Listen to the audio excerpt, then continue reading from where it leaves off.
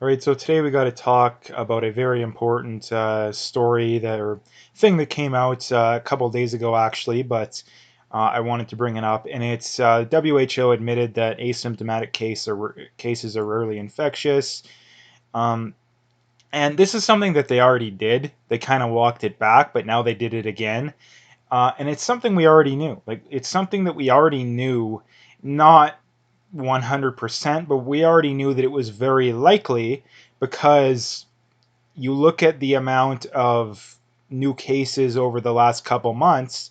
I mean, they've trended down over the last little bit, even in the states. But um, the amount of new cases was very high in a lot of areas, but the amount of new deaths was not very high. In fact, it was lower than in April and May.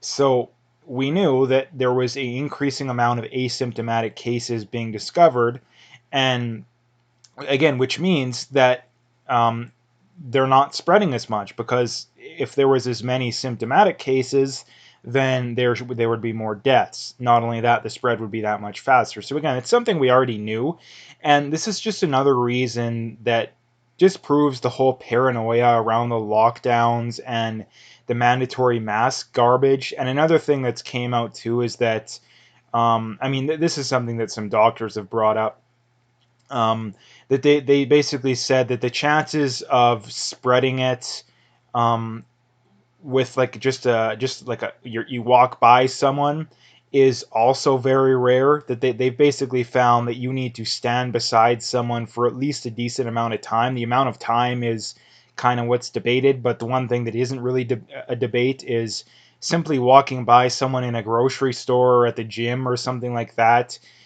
Incredibly rare to spread. It's almost exclusively standing beside someone for an extended period of time. Now that time again, as low as 10 seconds, as high as like a minute or two, I've heard, maybe even a little more. But again, that's another thing. And the other thing to point out is that, like I've been saying for months now, every new piece of evidence we get on this just downplays the severity of the virus. We have not gotten one new piece of information that has made this whole situation more serious than we originally thought it was. Every new piece of information has downplayed the death rate, downplayed the likelihood of spread, downplayed the need for lockdowns, downplayed the need for masks, all this garbage, and downplayed the amount of time that it stays on surfaces. Every new piece of information, there's probably one contradictory piece, yeah, but the 95% of the new stuff, I guess to be fair, is downplaying it. So again, that's something that, again, it's another thing that completely disproves the whole pro lockdown, pro mandatory mask crowd. Again, like no amount of evidence will get them to admit they're wrong because there's overwhelming evidence that the lockdowns were completely pointless, but yet they won't admit that. So again, there's no amount of evidence that's going to get them to admit they're wrong. The next thing I wanted to talk about is from Ryan Fournier here, and this is from August 9th, so a little while ago, but I wanted to talk about it nonetheless. And it says Trump authorizes 430 million to fight sex trafficking. Media crickets. Our media is disgusting. Again, yeah, that the media is absolutely disgusting. That they don't care about caring about people, I guess, so for lack of a better way of putting it. Like, they come off as caring about people, but reality they don't. Like, child abuse is one of the biggest issues in society these days, but nobody talks about it. And why does nobody? And the politicians don't talk about it because that would alienate the voter base. Um, and the other thing too is, like I say, kids don't vote. Kids don't vote, so of course they're not going to care about it. And this is such a big issue that I really don't understand. A lot of people are just completely ignorant of just how big of an issue it is. Um, but then you constantly hear in society about spousal abuse, which, not that that's not an issue, but child abuse is a much, much bigger issue for many reasons. I mean, the first one being is that divorce exists. There unless it's an arranged marriage or a forced marriage, then you can just leave, and there's plenty of resources available to help those kind of people. So this is something I can't stand. People talk about the whole, it's the worst thing in the world that this person's being abused by their partner, which again we know what people are referring to when they say that. And again, it's not a good thing. It's a bad thing. But the difference is that that person chose to be with the abuser. And not only that, most of the time they ignored red flags in said abuser. So again, not that they deserve no sympathy, but they deserve a heck of a lot less sympathy than society gives them on average. It's these kids that are being abused that deserve more sympathy. So again, and not only that too, the mainstream media is absolute and utter garbage. So that's the other obvious point. This is something I may have brought up, but there's so much crap going on with this whole we scandal that it's hard to keep up with all the scandals. But anyway, Lucky Quebec and then this is from Blacklock's reporter. Lucky Quebec contractor awarded 382 million for pandemic masks, delivered zero to date by Government of Canada. Health promised them in July. Documents reveal value of the contract 3 times as amount previously disclosed. Again, like how are they getting away with this kind of stuff? Like I really don't get it. We're more worried about Michelle Rempel not dressing appropriate than we are about this. Like who cares? I don't care if they show up in sweatpants and a t-shirt for all I care. Like I really don't care how people are dressed. Now, should you dress professionally? Yeah, but that is the least biggest issue that I could care about. Like if Justin Trudeau showed up to work in dirty old pair of sweatpants and a dirty old t-shirt and he did something that I liked, I would commend or I would congratulate him for that.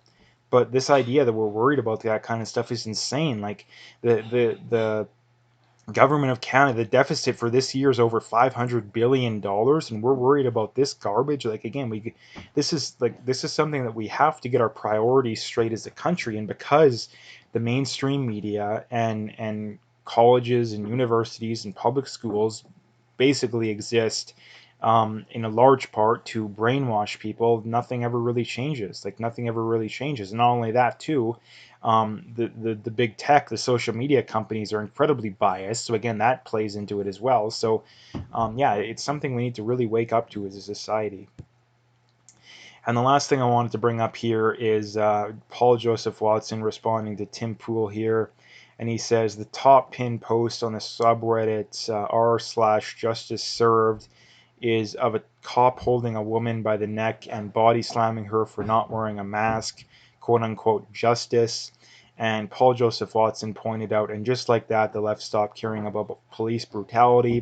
And this is something that bothers me for many reasons. I mean, number one, this whole mask panic, it's gone way out of control. Even before the whole mandatory mask garbage, it was out of control, and now it's even more out of control. And there's some areas that are even worse than Canada and the States, like Australia and New Zealand. Like they've literally gone full authoritarian. And this is something that legitimately is police brutality, because most of these examples that the left points to of police brutality aren't actually police brutality. I mean, Michael Brown, Zimmerman. I mean, that wasn't police, but again, you get the point.